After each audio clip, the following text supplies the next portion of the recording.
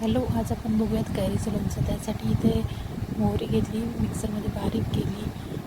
इकडे आंब्याचे काप करून घेतले, त्यामध्ये थोडीशी चटणी, हळद, थोडंसं मीठ चवीनुसार, साखर घालून व्यवस्थित मिक्स करून घेतलं. त्यानंतर मोहरीची कूट पण त्यामध्ये थोडंसं टाकला. एकीकडे तेल गरम होण्यासाठी ठेवलं. तेल गरम केलं, नंतर गॅस बंद केला. तेलाला थोडंसं थंड होऊ दिलं. थंड झाल्यावर तेल त्या आंब्यावर टाकलं आणि परत मिक्स करून घेतलं व्यवस्थित.